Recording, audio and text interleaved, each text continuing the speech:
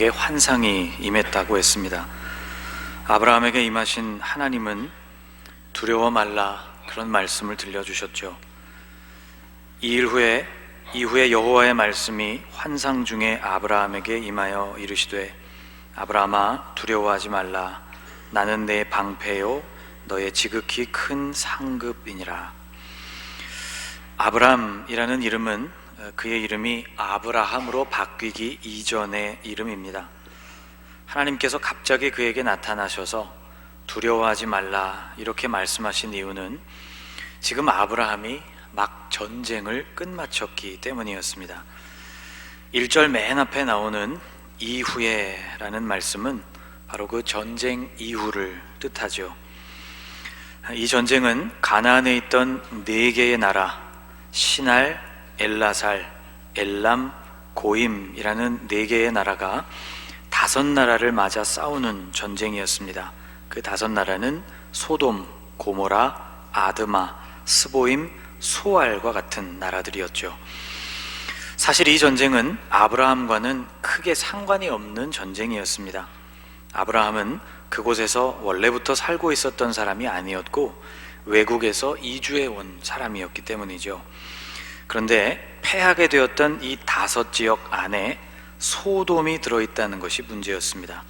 그곳에는 고향에서부터 함께 출발해서 지금 가나안 땅에 정착해서 살고 있는 아브라함의 조카 롯이 살고 있었기 때문이죠. 승전국들은 패한 나라의 백성들을 포로로 끌어가게 되는데 그들 틈에 롯과 그의 식구들도 포함되어 있었습니다. 아브라함은 이 싸움에 끼어들 수밖에 없었죠. 아브라함은 자신의 집에 있던 훈련된 318명을 데리고 북쪽 꼭대기에 있는 단 지역까지 이들을 추격하여서 마침내 그들을 물리치고 조카를 구해냈습니다. 당시의 국가란 부족 국가를 의미했지만 일개 가문의 족장 아브라함이 4개 부족의 연합체를 물리쳤다는 일은 실로 엄청난 일이었습니다. 그러나 이렇게 기적적으로 조카를 구출하고 돌아오게 됐지만 그 후에는 또 무슨 일이 생길까가 매우 걱정스러운 상황이었죠. 가나안의 족속들이 다시 연합하여서 아브라함을 공격한다면 위태로운 상황에 몰리게 될 것이 분명했기 때문입니다. 바로 이런 상황에서 하나님께서는 나는 너의 방패다 라고 말씀하고 계신 것이죠. 하나님께서 방패와 같이 아브라함을 보호해 주시겠다는 이 말씀은 심히 두려운 아브라함의 상황에서 그에게 큰 위안이 되는 말씀이었을 것입니다. 그런데 하나님의 이런 위로에도 불구하고 아브라함은 하나님께 불만을 쏟아내기 시작합니다. 아브라함의 마음을 폭발하게 만든 것은 하나님께서 그 다음으로 해주신 말씀, 바로 나는 너의 지극히 큰 상급이니라 하는 말씀 때문이었습니다. 가나안에 도착하여서 아브라함은 이미 부요한 사람이 되었고 전쟁에 나가서 이길 수 있을 만큼 강한 공동체를 이루었지만 아브라함의 마음 한구석에는 늘 섭섭함이 있었습니다. 그에게 아들이 없었기 때문이죠. 그의 부요함이나 또는 거느리고 있는 부족의 강함도 아들이 태어나지 않는다면 계속 이어질 수가 없었습니다. 하나님 당신 자신이 아브라함에게 있어서 큰 상급이라고 주님이 들려주신 말씀이었지만 아브라함의 입장에서 생각해 본다면 지극히 큰 상급이란 다름 아닌 아들이 되어야만 했습니다. 또 이것은 아브라함 자신의 소원만이 아니었죠. 그것은 하나님의 약속이기도 했습니다. 오늘 성경을 보면 여러분이 가지고 계시는 성경 본문 위에 여호와께서 아브라함과 언약을 세우시다라는 제목이 달려 있을 텐데요. 사실 이 언약은 이미 오래전에 세우신 언약이었습니다. 하나님의 약속, 그분의 언약은 창세기 12장에서 이미 등장했죠. 아브라함을 불러서 가나안 땅으로 가라 이렇게 말씀하실 때 하나님께서 이미 그와 약속을 맺으셨습니다. 창세기 12장이 이렇게 시작하죠. 여호와께서 아브라함에게 이르시되 너는 너의 고향과 친척과 아버지의 집을 떠나 내가 네게 보여줄 땅으로 가라. 내가 너로 큰 민족을 이루고 네게 복을 주어 내 이름을 창대하게 하리니 너는 복이 될지라. 큰 민족을 이루고 그의 이름을 온 땅에서 크게 해주시겠다는 약속이었습니다. 그런데 여러분, 이렇게 되기 위해서는 우선 자식이 있어야 할 것이 아닙니까? 정황상 지금 아브라함은 가나안으로 이주해 온 지 약 10년쯤이 되어가고 있는 것으로 보입니다. 그 오랜 기다림의 시간 동안 후손이 태어날 기미가 전혀 없었습니다. 그래서 아브라함은 지금 속상한 마음을 하나님께 털어놓고 있는 것이죠. 오늘 본문 2절이 이렇게 이어집니다. 아브라함이 이르되 주 여호와여 무엇을 내게 주시려 하나이까? 나는 자식이 없사오니 나의 상속자는 이 다메섹 사람 엘리에셀이니이다. 아브라함이 또 이르되 주께서 내게 씨를 주지 아니하셨으니 내 집에서 길린 자가 내 상속자가 될 것이니이다. 자신은 늙어가고 있고 자식은 아직 태어나지 않았으니 이제 그의 가문에 속한 모든 것이 엘리에셀이라는 인물에게로 돌아가게 될 것이었습니다. 엘리에셀은 아브라함의 친자식이 아니었고 그의 집에서 양육을 받은 신복이었습니다. 그래서 하나님은 다시 아브라함에게 당신의 계획을 설명해 주십니다. 4절이 이렇게 이어지죠. 같이 읽어보겠습니다. 여호와의 말씀이 그에게 임하여 이르시되 그 사람이 내 상속자가 아니라 내 몸에서 날 자가 내 상속자가 되리라 하시고, 엘리에셀이 아니고 아브라함의 몸에서 태어나게 될 그의 후손이 그 상속자가 될 것이라는 말씀이었습니다. 그리고 하나님은 이 말씀을 마치시고는 아브라함을 장막 밖으로 이끌어내셨죠. 깜깜해진 밤하늘에는 반짝이는 별들이 가득했습니다. 하나님은 그와 같이 많은 후손을 아브라함에게 주시겠다고 말씀하셨죠. 5절도 같이 읽어보겠습니다. 그를 이끌고 밖으로 나가 이르시되 하늘을 우러러 뭇 별을 셀 수 있나 보라. 또 그에게 이르시되 내 자손이 이와 같으리라. 여러분, 이 장면을 한번 상상해 보십시오. 얼마나 로맨틱하고 근사한 약속의 장면입니까? 그런데 엄밀히 말한다면 하나님은 또 말뿐인 약속을 하고 계신 셈이었습니다. 사업을 해보신 분들이라면 아마 이런 경험을 한 번쯤 해보셨을 것이라고 생각합니다.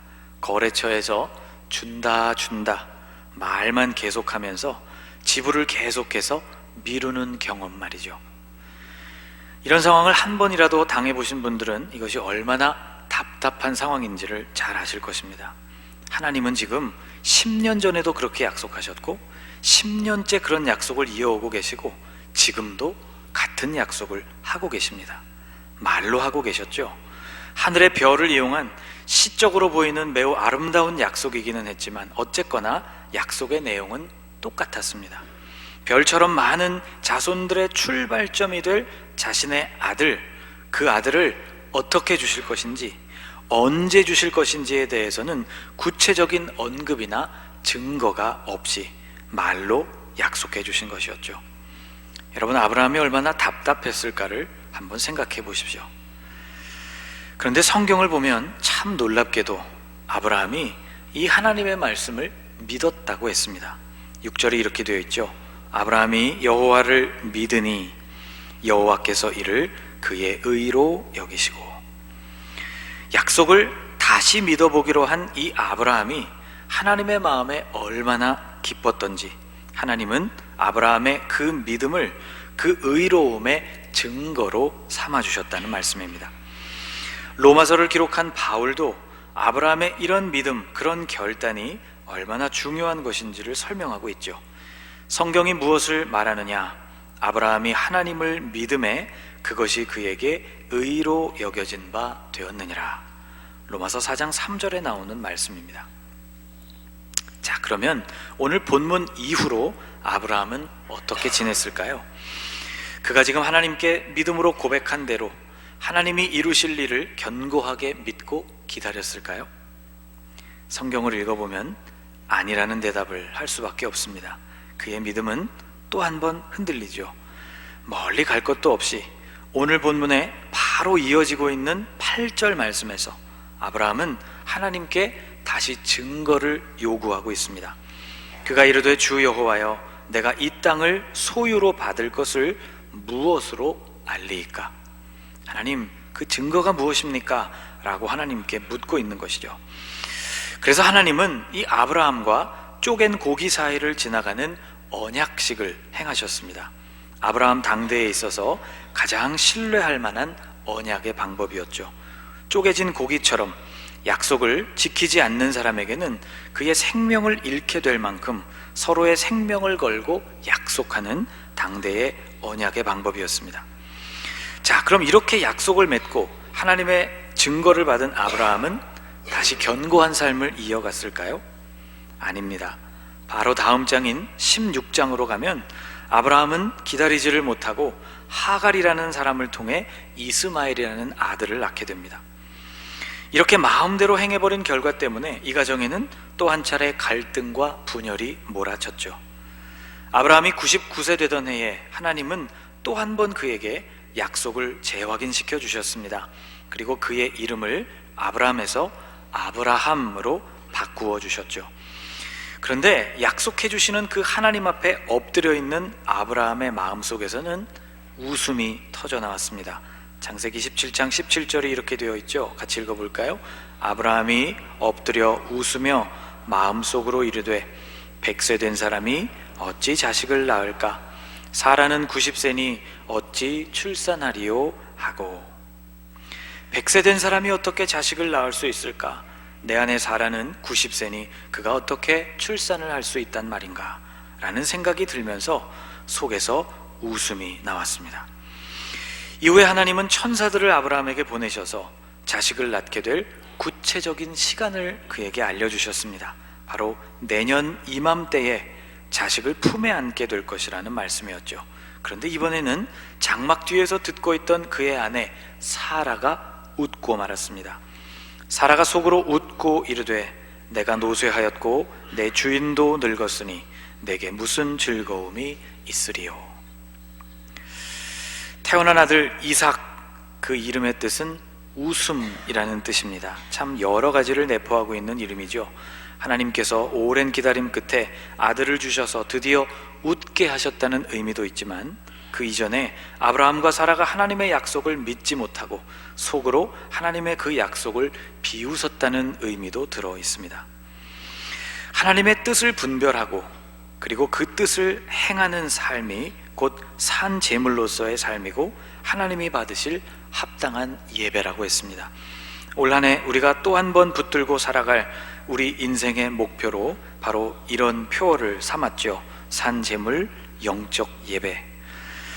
여러분, 만일 하나님의 뜻을 분별하고 그 뜻을 행하며 살아가는 것이 산 제물로서의 삶이자 하나님이 받으시는 합당한 예배자의 모습이라면 아브라함에게 있어서 그것은 바로 기다림이었다고 할 수 있습니다.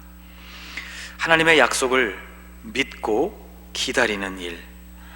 여러분, 눈에 확실하게 보여서 기다릴 수 있는 이유가 분명해진다면 모를까, 말씀으로만 이루어진 약속이 이루어질 때까지 무작정 기다린다는 것은 아브라함에게 있어서나 우리에게 있어서나 매우 지루하고 가혹한 여정임에 틀림이 없습니다. 모리아에 있는 한 산에서 이삭을 번제로 드리라는 하나님의 명령에 아브라함이 순종해서 그 아들을 하나님께 바치려고 했죠. 이것이 바로 완성된 그의 삶의 예배라고 볼 수 있습니다. 이것이 완성된 예배, 완성된 순종의 모습이라고 한다면 이 완성된 예배가 이루어지기까지는 수없이 많은 미완성의 예배가 있어 왔다는 것을 우리는 기억해야 합니다. 그런데 여러분, 이처럼 가혹하고 지루하게 계속되는 기다림의 여정 속에서 우리도 그 여정을 걸어가야 하는 그러한 믿음의 사람들인데, 그 여정을 걷고 있는 우리에게 참 다행이고 감사한 것이 있습니다. 아브라함이 실패할 때에도, 하나님의 약속을 또 믿지 못하고 넘어지고 쓰러질 때도 하나님은 그를 포기하지 않으셨다는 것이죠. 그를 기다림의 사람, 순종의 사람, 산 제물, 합당한 예배자로 만들기 위해서 더 오래 기다리고 더 많이 인내하신 분이 하나님이십니다. 하나님은 절대로 아브라함을 포기하지 않으셨습니다. 오늘 본문 7절을 보면 하나님께서 아브라함에게 이렇게 말씀하시는 장면이 나오죠. 또 그에게 이르시되 나는 이 땅을 내게 주어 소유를 삼게 하려고 너를 갈대아인의 우르에서 이끌어낸 여호와니라. 저를 한번 따라해 보시겠습니까? 나는 여호와니라. 아멘. 그 약속의 땅을 아브라함에게 쥐어주실 분이 하나님 여호와라고 말씀하고 계십니다. 그 목적을 위해서 아브라함을 먼 땅 우르에서부터 이끌어내신 분도 여호와 하나님이었다고 말씀하고 계시죠. 기다리지 못하고 그래서 늘 쓰러지고 걸핏하면 절망하는 아브라함을 계속해서 일으키시는 분, 그래서 결국 그 기다림의 열매를 얻게 하시고 후에는 독자를 바치라는 명령 앞에서도 순종할 수 있는 예배자가 되게 하신 분이 바로 여호와 하나님이셨습니다. 아브라함의 순종 그리고 예배자로서 완성된 그의 모습은 아브라함 자신의 작품이 결코 아니었습니다. 그것은 바로 하나님의 작품이었죠. 여러분, 우리가 올해 다시 붙들기로 한 산제물 영적 예배라는 이 위대한 목표는 하루아침에 우리가 이룰 수 있는 것이 아닙니다. 작년에 이어서 올해 또 한 번 우리가 붙들기로 마음을 먹었지만 1, 2년 만에 완성될 수 있는 그런 우리 신앙의 주제가 아닌 것이죠. 어쩌면 수십 년이 걸릴지도 모르는 과제입니다. 아브라함의 경우를 보아도 적어도 25년이 걸리는 긴 목표였습니다. 그런데 더디고 힘들지언정 이것이 불가능한 목표가 아닌 확실한 이유가 있습니다. 이 과정을 이끄는 것이 우리가 아니고 하나님이시라는 점입니다. 나는 여호와니라. 여러분, 하나님께서 오늘도 우리에게 선언하고 계십니다. 저에게는 이 말씀이 죄와 허물로 죽었던 우리 한 사람 한 사람을 일으키셔서 생명에 이르게 하신 분이 하나님 당신이라는 말씀으로 들립니다. 연약하여서 쓰러지는 우리를 계속해서 일으키실 분이 하나님이라는 말씀으로 들리고요, 우리에게 약속하신 것을 이루시는 그 주체가 다름 아닌 하나님 당신이라는 말씀으로 들립니다. 하나님은 당신의 뜻을 분별하는 일에 늘 서투른 우리, 그 뜻을 깨달았다고 해도 그것을 실행하는 일에 더딘 우리, 그것을 실행해 가면서도 힘들어하는 우리를 결국 순종의 사람, 산 제물, 합당한 예배자로 변화시켜 가시는 분이십니다. 나는 여호와니라. 여러분, 이 선언 앞에서 오늘 저와 여러분도 아멘으로 응답하며 살아가실 수 있기를 축복합니다. 내가 또 언제 넘어질까? 그것을 여러분 미리 염려하지 마십시오. 다만 오늘은 주님이 우리에게 들려주시는 말씀을 믿고 아브라함처럼 아멘으로 대답하고 순종하실 수 있기를 축복합니다. 넘어지는 우리의 연약함보다 우리를 다시 일으키시는 하나님의 신실하심이 한 수 위라는 것을 기억하십시오. 견고한 믿음에 이를 때까지 포기하지 않으시는 이 하나님의 손을 잡고 다시 또다시 일어서실 수 있기를 바라고, 산 제물이 되고 합당한 예배자로 세워지는 이 충만한 길을 결국 완성하는 날을 맞이하게 되실 수 있기를 주님의 이름으로 축복합니다. 기도하겠습니다. 주님, 약속의 말씀을 믿고 있지만 그 말씀의 성취가 오랜 기다림을 전제로 할 때 우리도 아브라함처럼 자주 넘어지는 존재입니다. 우리는 기다림이 하나님의 뜻이라는 것을 인정하기 싫어하는 존재들입니다. 그런데도 주님, 이런 우리를 끝까지 참아주셔서 감사합니다. 산 제물이 되고 합당한 예배자가 된다는 이 거룩한 과제가 우리의 힘으로서는 이룰 수 없는 과제라는 것을 깨달았습니다. 연약하여 쓰러지는 우리를 계속 붙들어 일으키시는 하나님의 은혜가 그것을 또한 가능하게 한다는 것도 깨달았습니다. 나는 여호와니라. 주님, 우리에게도 말씀하여 주시는 이 말씀을 우리가 듣게 하시고 단단히 그 말씀을 붙잡게 하옵소서. 연약하여 넘어지는 우리보다 신실하심으로 우리를 일으키시는 하나님이 더욱 강하시다는 것을 우리로 매일 기억하게 하옵소서. 예수님의 이름으로 기도하옵나이다. 아멘.